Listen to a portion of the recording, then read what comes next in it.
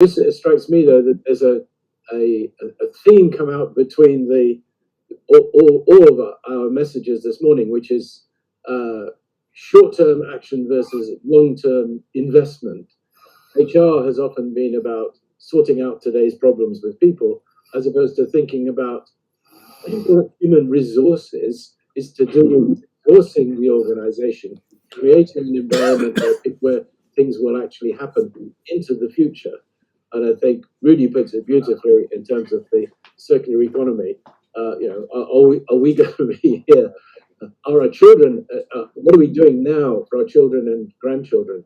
It's interesting to look at sometimes the values in organizations in the short term, when we have the ego-driven leaders in the organization, not the condors. The people who are after today's figures, and as Matthias says, then are rewarded on the share value or the profit this year, and we're often very short, and so we have very short-term goals. And I think part of what HR should be doing, and we help with this in the future work forum, is look to the future, look to the longer-term goals, look to the bigger picture.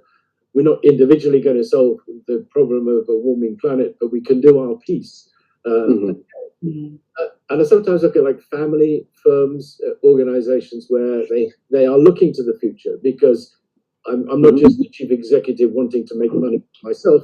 I want to hand something down to the next generation.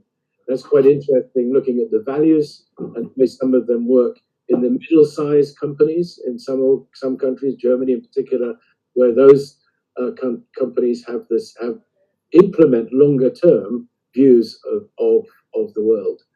Okay. I think we've got a nice comment in the comments from Ali, talking particularly about the Condor presentation, saying that somehow what we're doing is reflecting the balance between emotional intelligence and analytical rigor. And I don't know, Samreen, you just want to see, is that something you just want to make a quick comment about? Yes, I'd love to. Thank you so much, Ali, for this question. And actually, I'm going to combine it in my response to what you've just shared, Peter, because I thought it was a really nice reflection. I guess there's something really beautiful about the moment in time where we're at. And part of the narrative is that the eagle has been flying solo for quite a long time, and it reinforces what Peter's saying. And I think maybe this is a really practical response to your question, Ali. I have learned and done quite a lot of research into some of our ancestral tendencies, some of the patterns of, when we lived in caves. And there's a beautiful representation of using shapes of what the male energy symbolized, which was much more about hunting and gathering and getting to an outcome. And the shape is a triangle. So absolutely the way you've just described the eagle there, far more action orientated, getting through a linear, to use Rudi's language from earlier, a linear approach or a linear set of energies, and getting to a point, a quite sharp point. Rudi also talked about the circular piece, the circularity. The female energy in our ancestral civilization was far more about holding, creating that space and that safety that's required to think about the future, as Peter's saying, but also to provide presence in the now. So I do want to add those two really important layers to your beautiful summary, Ali, because my sense from all of the presentations, and Matthias actually talked a lot about some of the different representations and how the generations are responding to and interpreting their needs, as well as what organizations can offer.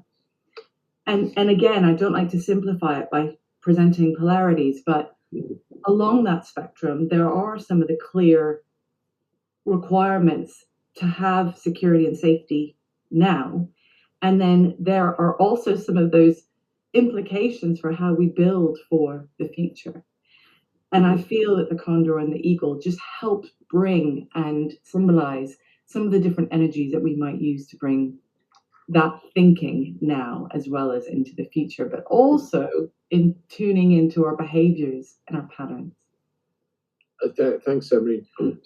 Rudi, just want to make a quick comment. We haven't got long for this panel, and there will be a longer panel at the end of the whole session.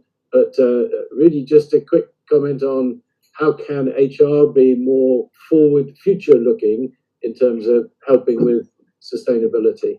Any kind of one or two quick tips? Well, it has to be an end. I think it has to be really ingrained in the HR, thinking about, as Matthias said, the here and now. And I think we were going to what is eagle and condor thinking, how we can embed that one into our HR thinking. I mean, HR, quite frankly, should step out of its traditional role for once. Okay, I mean, we have been saying that now for ages. So how we do that one is a good question. I don't have a clear answer. It's a mindset. It's the mind shift that is required. It's not so much about. Quick thing to do is the mind shift when we define our role as HR, as human resources for the here and now and for the future. Okay, thanks, Rudi. And Matthias, do you see in the younger generation coming through the business school any hope that they are more future orientated and more sustainable? Okay, good. Yeah, they are. They ask nasty questions, which is good, because they're right. Actually, this is right. So what did we leave them? You know, I didn't think a lot about when I was younger and had my kids growing up. But now, since I'm a grandfather and I look at my 3 grandchildren, I think that's different. Yeah, because it's much more ahead. You know, they will probably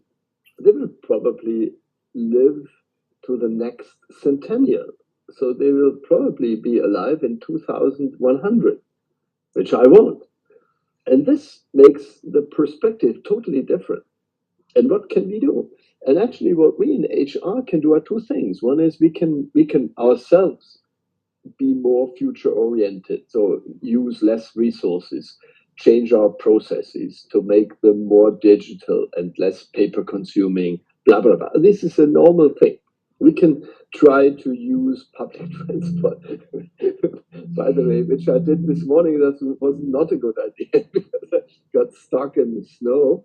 But in general, it's a great idea. It will be a good idea from tomorrow when they remove the snow. But on the other hand, we can also implement this thinking in the ideas. And I think the two main influencing instruments we have in HR is salary or compensation and is promotion. So we make sure that only those get promoted with a sustainably future-oriented thinking. And also we include the idea of sustainability and circular economy, all these kind of things, we include them in our salary system, then we have done much, really much, because this will change the thinking. So if I'm paid according to my behavior in terms of the economy, I will probably think about it. Okay, that's good. That's a good note to finish on.